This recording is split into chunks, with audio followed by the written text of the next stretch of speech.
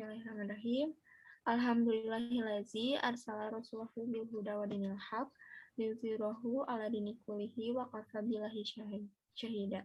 Asyhadu alla ilaha illallah wa asyhadu anna Muhammadan abduhu wa rasuluh allazi la nabiyya ba'da amma ba'du.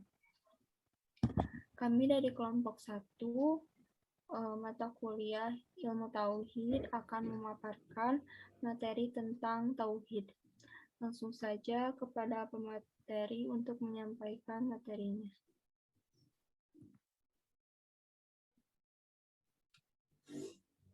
Yang pertama, pengertian tauhid. Kata tauhid berasal dari kata wahada yuwahidu.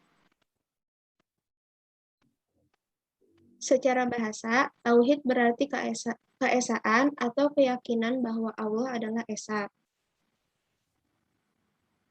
Secara istilah syar'i, tauhid berarti mengesahkan Allah dalam hal mencipta, menguasai, mengatur, dan memurnikan atau mengikhlaskan peribadahan kepadanya.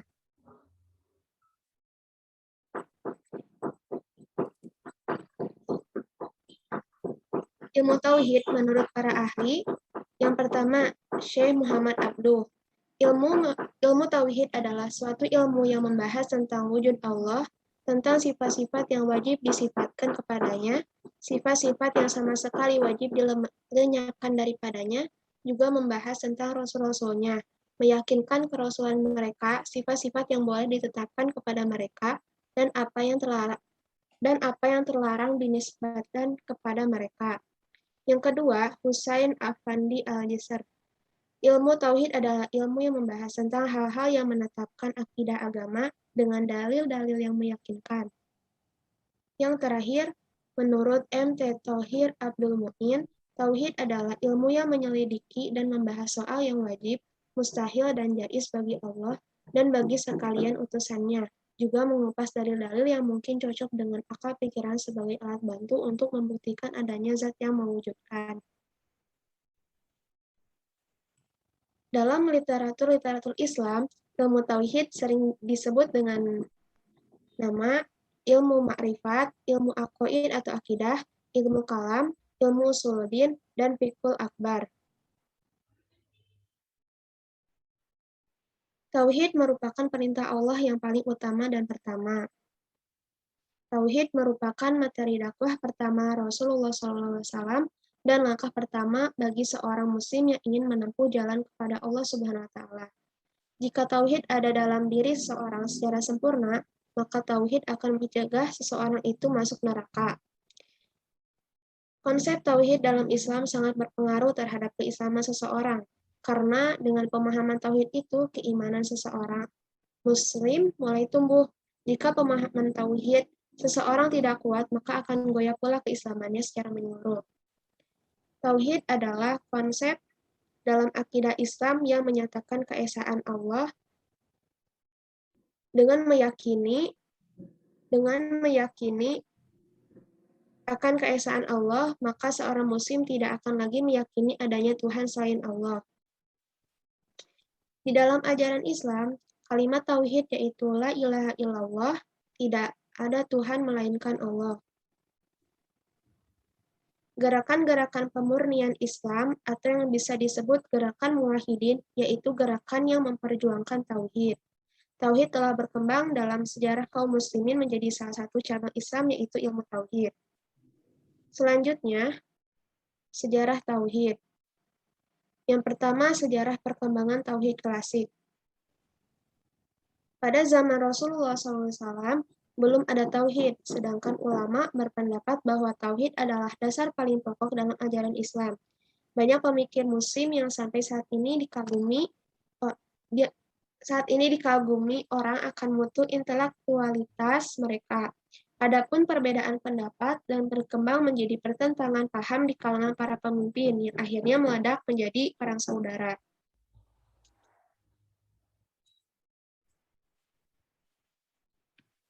Sejarah tentang tauhid dimulai sejak diutusnya Nabi Adam alaihi salam oleh Allah untuk mengajarkan ketauhidan kepada anak cucunya.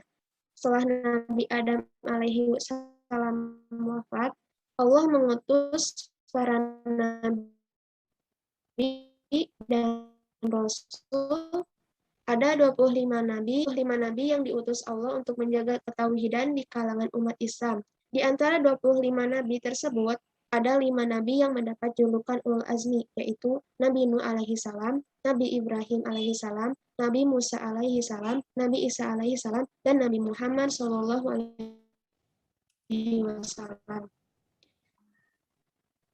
Selanjutnya, sejarah perkembangan tauhid kontemporer. Yang pertama, ketauhidan dari masa ke masa. Yang kedua, perkembangan ilmu tauhid di masa Rasulullah SAW. Yang ketiga, perkembangan ilmu tauhid di masa Khulafaur Rasyidin. Dan yang keempat, perkembangan ilmu tauhid di masa Daulah Umayyah.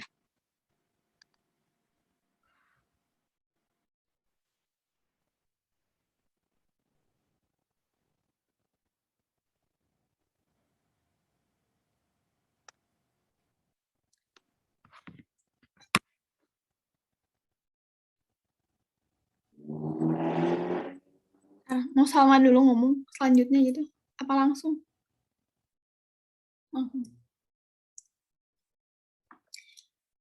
Yang ketiga, macam-macam tauhid. Tauhid dibagi menjadi 3, yaitu tauhid rububiyah, tauhid uluhiyah, dan tauhid asma wa sifat. Yang pertama, tauhid rububiyah, yaitu mentauhidkan Allah Subhanahu wa taala terkait perbuatan-perbuatan Allah Subhanahu wa taala atau kejadian-kejadian yang hanya bisa dilakukan oleh Allah, serta menyatakan dengan tegas bahwa Allah adalah Rob, Raja, dan pencipta semua makhluk, dan Allah lah yang mengatur, mengubah keadaan mereka. Contohnya menghidupkan, mematikan, memberikan rezeki, dan memberikan rezeki.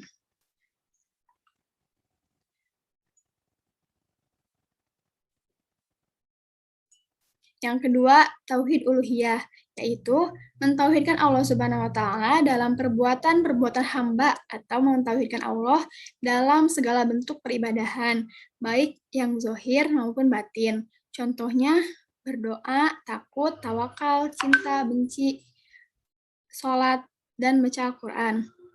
Tauhid ini terkait bagaimana kita mengesahkan Allah dalam ibadah.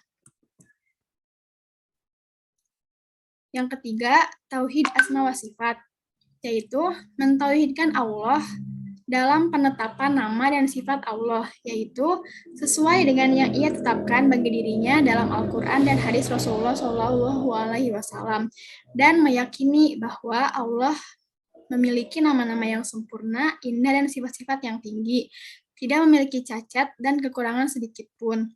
Cara bertauhid asma wa sifat ialah dengan menetapkan nama dan sifat Allah sesuai dengan tetapan baginya dan menafikan nama dan sifat yang Allah nafikan dari dirinya dengan tanpa tahrif, tanpa ta'til, dan tanpa ta'yif.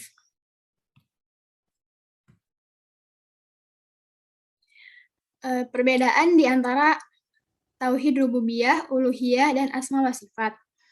Yang pertama, tauhid rububiyah dan tauhid asma wa sifat melazimkan berkonsekuensi pada tauhid uluhiyah. Apabila seseorang meyakini bahwasannya hanya Allah yang mengatur alam semesta ini, hanya Allah yang memiliki nama-nama dan sifat yang sempurna, maka itu mengharuskan dia untuk mengimani tauhid uluhiyah dan mengharuskan dia untuk menyerahkan segenap ibadahnya kepada Allah Subhanahu wa taala, karena hanya dia yang memiliki sifat kesempurnaan dalam rububiyah. Tidak ada selain Allah yang memiliki sifat rububiyah maupun kesempurnaan dalam asma wa sifat. Sehingga selain kepada Allah sama sekali tidak berhak untuk mendapatkan peribadahan dari kita sebagai hamba. Yang kedua, tauhid rububiyah dan tauhid uluhiyah. Tauhid rububiyah belum cukup menyelamatkan seseorang dalam status musyrik dan menyelamatkan seseorang dari azab Allah Subhanahu wa taala kekal di akhirat. Dia harus beriman dengan tauhid uluhiyah. Bila dia beriman kepada tauhid rububiyah dan tauhid asma wa sifat saja, tapi dia masih beribadah kepada selain Allah, dia belum disebut sebagai orang bertauhid. Yang ketiga, yang menjadi tujuan dakwah para nabi dan rasul adalah tauhid uluhiyah. Allah firmankan dalam surat An-Nahl ayat 36.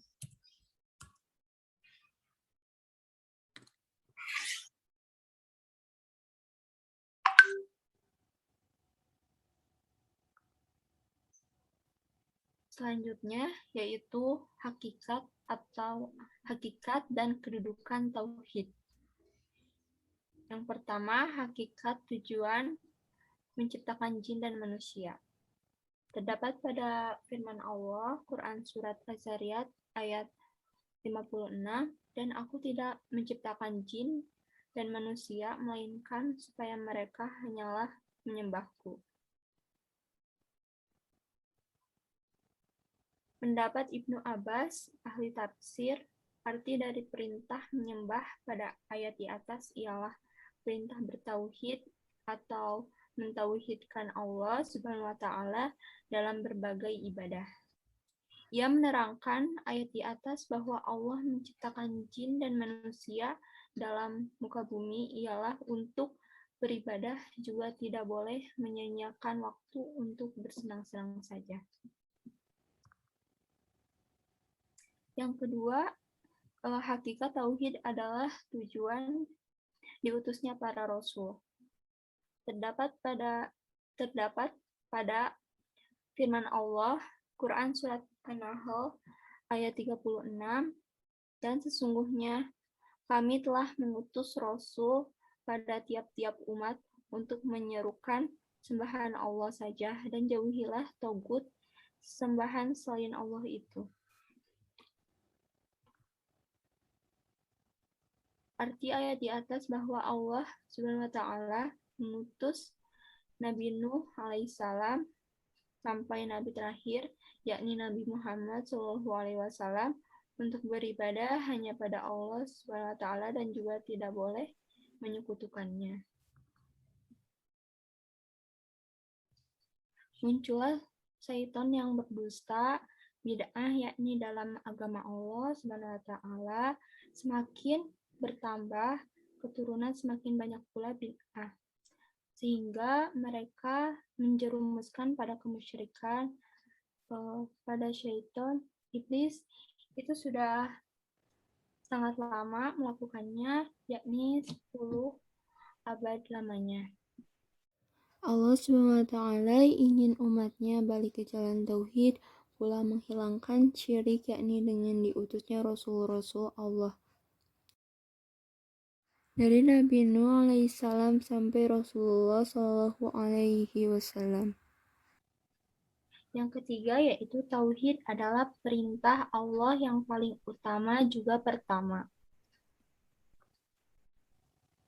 Terdapat pada firman Allah, Quran Surat An-Nisa ayat 36, sesungguhnya Allah tidak mengampuni dosa syirik dan Allah mengampuni dosa selain itu bagi orang-orang yang Dia kehendaki.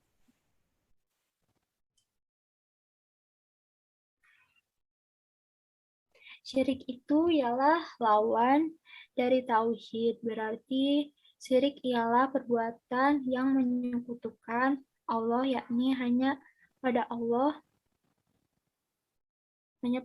maka syirik larangan yang sangat besar sekali. Yang keempat, kewajiban pertama bagi manusia dewasa lagi berakal.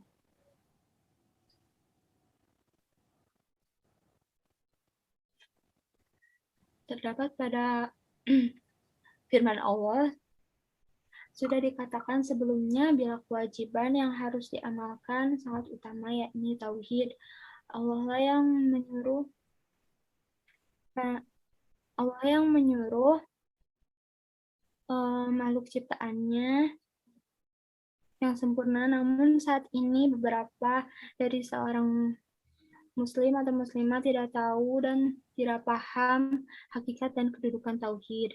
Tauhid itu sebagai landasan agama Islam, yakni agama kita kaum muslim dan muslimah, sebab mengetahui tentang hakikat dan kedudukan sangat penting bagi seorang muslim.